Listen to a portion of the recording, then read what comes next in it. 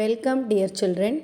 5th Standard English, Term 1, Unit 2.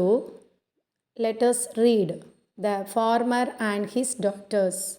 In the village of Manipuram, there lived a wealthy farmer. He had 3 daughters. Manipuram அப்படின்ற கிராமத்தில் ஒரு பணக்கார விவசாயி இருந்தார். அவருக்கு 3 பிள்ளைகள் இருந்தாங்க.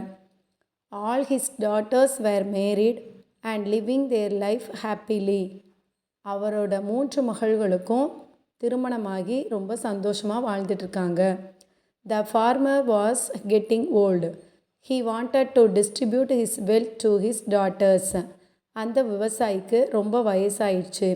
அதனால் அவரோட சொத்துக்களை பிரித்து கொடுக்கணும் அப்படின்னு நினச்சாரு.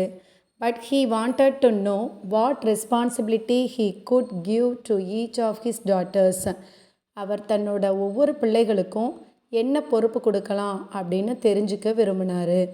He called all his daughters and gave each of them a bag of millet. He asked them to use grains in the best way possible and then come back to him after 1 year. What do you mean by millets? Millets அப்படின்னா திணை. அவர் ஒவ்வொரு மகளுக்கும் ஒரு திணை மூட்டையை கொடுத்தாரு. அந்த தானியங்களை சிறந்த முறையில் பயன்படுத்த சொன்னார். 1 வருஷம் கழித்து அவரை பார்க்க சொன்னார். After 1 year, the daughters came back to their father's house. The farmer welcomed all of them. 1 வருஷம் கழித்து அந்த 3 மகள்களும் அப்பாவை பார்க்க வந்தாங்க. அந்த விவசாயி அந்த 3 பேரையும் அன்போடு வரவேற்றார்.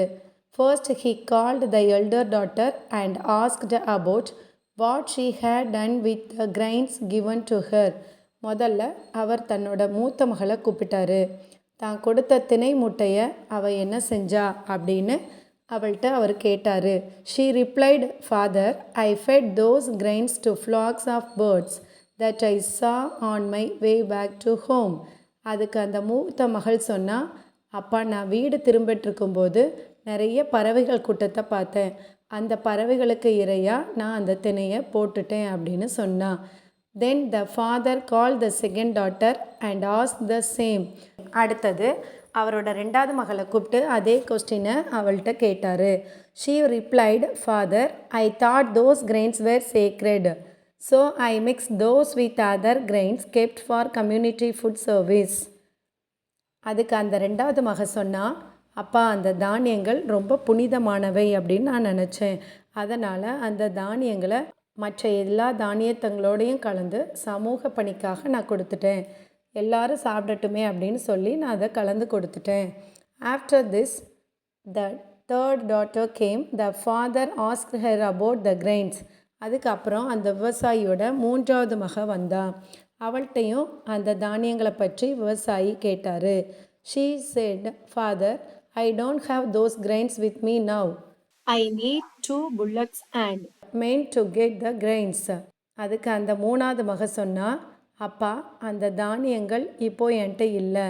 அதை இங்கே கொண்டு வரணும் அப்படின்னா அதுக்கு 2 எருதுகளும் ஆட்களும் வேணும் அப்படின்னு சொன்னான். Father was confused and asked her, Why do you need bullocks and men to bring the grains here? அதுக்கு அந்த விவசாயி ரொம்ப குழப்பமடைஞ்சார். அந்த தானியங்களை கொண்டு வர்றதுக்கு எருதுகளும் ஆட்களும் எதுக்கு தேவைப்படுறாங்க அப்படின்னு அவள்கிட்ட கேட்டார். The daughter smiled and replied, I sowed those grains and now it has grown as crops. So I need a bullock cart and men to harvest and bring back the grains. அதுக்கு அந்த 3வது மக சொன்னா, நான் அந்த தானியங்கள் எல்லாவற்றையும் நிலத்தில் விதைச்சிட்டேன். அது எல்லாமே பயிர்களாக வளர்ந்துருச்சு. அதை எல்லாம் அறுவடை செஞ்சு இங்கே கொண்டு வர்றதுக்கு மாட்டு வண்டியும் ஆட்களும் எனக்கு தேவை அப்படின்னு சொன்னான். Father was happy to know that she used the grains wisely. அவள் அந்த தானியங்களை புத்திசாலித்தனமாக பயிர் செஞ்சதை நினச்சி அவங்க அப்பா ரொம்ப சந்தோஷப்பட்டாங்க. Father found her apt and gave her the responsibility of the fields. அந்த 3வது மக தான் எல்லாத்துக்கும் தகுதியானவ அப்படின்னு அந்த ஃபார்மர் கண்டுபிடிச்சி தன்னோட வயலோட பொறுப்புகள் எல்லாத்தையும் அவள்கிட்ட கொடுத்துட்டாரு. He distributed his other wealth equally among the other 2 daughters. அவர் மீதி உள்ள சொத்துக்களை மற்ற 2 பிள்ளைகளுக்கும் சமமாக பங்கிட்டு கொடுத்தாரு. Glossary distribute give a share.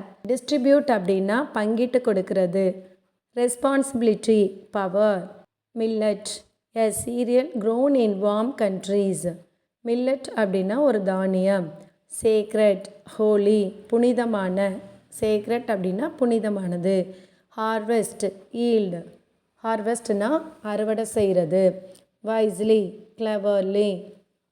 Wisely அப்படின்னா அறிவோடு இருக்கிறது. இந்த வீடியோ உங்களுக்கு பிடிச்சிருந்தா மறக்காமல் லைக் பண்ணுங்கள், ஷேர் பண்ணுங்கள், சப்ஸ்கிரைப் பண்ணுங்கள். தேங்க்யூ ஃபார் வாட்சிங்.